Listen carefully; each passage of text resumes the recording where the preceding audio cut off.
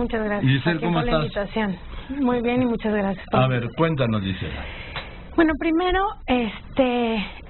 sí, lo que nosotros hablábamos ayer era de que cómo arranca una administración que tiene un nivel de expectativa como la que se maneja en el caso de la del el presidente electo Andrés Manuel López Obrador. Tienes dos opciones: o aterrizas sobre una realidad o te vas con diagnósticos incorrectos, ¿no? Uno de los grandes problemas de Peña fueron esos. Sobre un diagnóstico incorrecto empezó a tomar una serie de medidas de construcción comunicacional que al final terminó siendo un monólogo, ¿no? Y creando un humor social y un ánimo social bien complicado. Entonces, lo que te comentaba ayer de los estudios que hicimos, tú puedes tener muchos estudios cuantitativos. Las encuestas son lo que todos conocemos, etcétera, pero los cualitativos nos dicen los porqués de las situaciones, ¿no?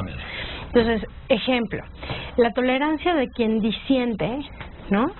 Es en este momento inexistente y es una de las grandes debilidades de un nuevo gobierno que en teoría planteó y que además sumó voluntades y sumó votos por ser sumamente democrático. Entonces, te traigo, por ejemplo, aquí, este es un estudio que hicimos primero de una catarsis ciudadana. Tú puedes ganar una elección porque tienes un candidato que articula tanta votación, ¿no? Sí. Que de pronto lo vuelven casi intocable. El problema de una votación es que no necesariamente el que yo vote por ti quiere decir que confío en que tú vas a hacer la transición o la transformación que necesito. Hay muchos elementos detrás de los porqués de un votante y especialmente el votante más complejo que tenemos, que es, al menos en Latinoamérica, es el mexicano. Entonces, dividimos primero el perfil del votante de AMLO. Ayer decía yo que teníamos entre 72 y 74% de los votantes, ¿no?, que tenía AMLO, no del votante total, sino de los votantes de AMLO. 72 y 74, por ejemplo, creían que era una figura que iba a generar orden, amenazas externas y amenazas internas. Tenemos un mexicano que votó con esperanza, que son los que les llaman los AMLovers, ¿no?, que cree que AMLO va a ser el gran transformador de este país, que viene un cambio excepcional y que viene a sanar viejas heridas y nuevas heridas durante estos 6 años, sobre todo las heridas que se vayan abriendo en materia de justicia social. Por otro lado, tenemos un mexicano que es de voto antisistémico. El antisistema tiene otras características. No es que yo confíe en ti, es que no confío en los demás y quiero derrocar un sistema que creo que no funciona. Tiene un elemento de frustración, de enojo y un poco de ira. La ira generalmente se desprende del miedo. Entonces, esta combinación lo hace antisistémico de elección en elección. Y en ese momento Andrés Manuel ya es mayoría y Morena es mayoría y él es presidente. Entonces, no es un votante que puedas conservar desde el sistema.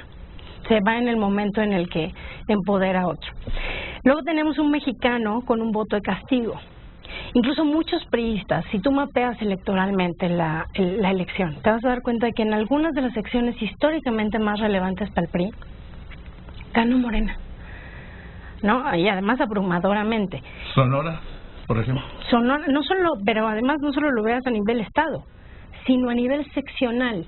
Y los niveles seccionales, para aquellos que trabajamos con estructuras electorales, los operadores seccionales tienen un peso moral que no desaparece dependiendo de los candidatos. Eso quiere decir que hay estructuras que operaron para Morena o que dejaron de operar para sus partidos, pero que no necesariamente son estructura tuya. Eso es importante para los que van a dirigir el partido y creen que pueden arrasar el próximo año. Luego tenemos aquellos que votaron por el candidato más distante, no diferente, distante de los otros dos, ¿no?, que representaban digamos, gobiernos fallidos, y bueno, el que les parecía muchísimo más articulado en materia de, por ejemplo, de una narrativa nacional y mucho más interna, etcétera, era Andrés Manuel. Tenemos un mexicano que fue un voto terapéutico. Ese tampoco es tuyo como candidato, tampoco es tuyo como marca. El que hace catarsis, el que está tan frustrado, el que está tan enojado, el que se nutre de los escándalos, el que sabe de la Casa Blanca, porque además los medios y el Twitter hicieron una comunicación que ya no es como la teníamos antes, que era vertical, ahora es horizontal. tú puedes ver cómo te contestan como si ellos también fueran líderes de opinión, como si ellos fueran expertos en infraestructura, como si ellos porque está empoderada la ciudadanía, que es muy bueno, pero sí es importante que se quede claro, es una catarsis. Pasada la catarsis, pasada mi expresión, ya que te quité el poder y lo redistribuí otra vez entre nosotros, los ciudadanos, no es un voto que puedas considerar tuyo. El último es un voto que sufrió mucho. Por primera vez en los estudios que hicimos nos había salido a lo largo de la elección. Estos estudios los hicimos para nuestras propias campañas. Nos salía un votante que se sentía responsable del futuro del país por su elección. O sea, ¿a quién elijo? Porque ya elegí al guapo y me salió mal. Ya elegí al simpático y me salió mal, ¿no? Ya elegí a mi alcalde y me salió mal. En esta elección había un voto que sufrió mucho por la responsabilidad de cargar una mala elección. Y se quedó sin opciones. Los constantes escándalos de todos a lo largo del proceso se quedaron sin opciones y entonces eligieron a un candidato que podía romper el sistema, pero que no necesariamente te transformaba el país. Este tejido social, que tendría que cohesionarse en un proyecto de nación, no se está cohesionando. Estos votantes no están encontrando la certeza en las primeras acciones que necesitan sentir para poder atemperar. Aunque acciones es muy pretencioso hablar de acciones cuando estamos hoy a 24 días de las elecciones, ¿no? No, completamente. De hecho, el periodo de gracia de antes teníamos, de una vez que ganaba el candidato, tenías un año y medio. Ahora, básicamente el 64% de la población te está dando 6 meses. Ni siquiera te da tiempo de tomar el gobierno. Ajá. Entonces, esa expectativa, al menos en el cuarto de guerra de Andrés Manuel, debería ser tomada como un posible crisis, y no es que ya una crisis. ¿Así de plano? Así de plano, porque tienes que atemperar eso, tienes que explicar. Y lo peor es que la comunicación política, cuando estamos hablando de crisis, tienes que ser muy cuidadoso con los detalles y no hablar en generalidades, porque creas más incertidumbre. Y en este caso, los puntos, la carta, la anticorrupción, los movimientos de las secretarías, los nombramientos, están rayando en comunicación de generalidades. Y se quedan muchas preguntas al aire. Y al mismo tiempo está polarizándose un ánimo social que teníamos en campaña, ¿no? Especialmente en las redes, o con ciertos líderes de opinión pública, y que terminó la campaña y no se acabó el problema. No. Lo han incrementado todavía. O sea, se acabó la bronca en el partido de fútbol, claro. Se acabó el partido de fútbol, se abrazaron los jugadores, pero en la tribuna sigue el pleito. Sí, no, y ya salieron a las calles también, ¿no? Entonces, este tipo de crisis siempre genera vasos articuladores a otros problemas. Y va a empezar por las regiones, va a empezar por los estados. ¿Por qué? ¿No? Porque de entrada vas a tener una reacción inmediata de los poderes que perdieron. Porque son fuerzas políticas que sí tienen estructura y que se vieron avasalladas por esta ola, ¿no? Y este ciudadano que decide decirte, no mandas tú, el país mando yo. Pero que van a reaccionar, viene en menos de 6 meses tus procesos otra vez preelectorales, ¿sí? ¿No? Y de reconfiguración de partido y de equilibrios políticos. Y en este momento se rompieron los equilibrios políticos. Y se acabó la vieja forma, el viejo sistema de partidos políticos en México. Y la reinvención siempre trae crisis.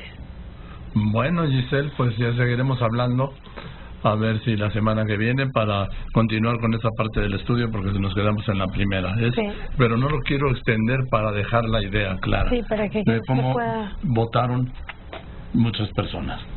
¿Y con qué expectativa? ¿Cómo votó la mayoría de los mexicanos? El 53%, de los electores, el 53%. Fíjate que votaron con un ánimo que además a mí me parece extraordinario y que tiene que ver también con lo del fideicomiso. Sí, el mayor miedo de todos los mexicanos, o de la mayoría de los mexicanos, al menos de los que nosotros exploramos, en la elección era que México no resistía un fraude más. Independientemente de quién ganara o perdiera, no resistíamos un fraude más. Estábamos jugándonos la supervivencia de la democracia. Por eso está el ánimo social tan satisfecho con el post-electoral. No necesariamente por quién ganó. ¿no? Sino porque sí se logró que una votación ciudadana triunfara sobre un sistema de fraudes al que nos habíamos acostumbrado ya por muchos años. Entonces, en ese ánimo sí se podría construir. Andrés Manuel tiene dos ventajas muy grandes. Domina la agenda pública, siempre lo ha hecho, y su esquema de comunicación, al menos como lo empezó a manejar en campaña, tenía mucha interlocución con la población. Si atemperan los mensajes, si cuestionan la estrategia, podrían usar ese ánimo social a su favor en lugar de que se les vuelva una crisis en 3 meses. Bueno, pues gracias, Giselle Blas. Yo espero que lo atemperen, sí, y que se aproveche para evitar la crisis. Lo peor para este país, para los mexicanos, sí, son las crisis. Y la decepción colectiva, ¿no? Sí, porque los gobernantes se van. Nosotros nos quedamos. Nos quedamos. Gracias, Giselle Pérez Blas, estratega de comunicación política.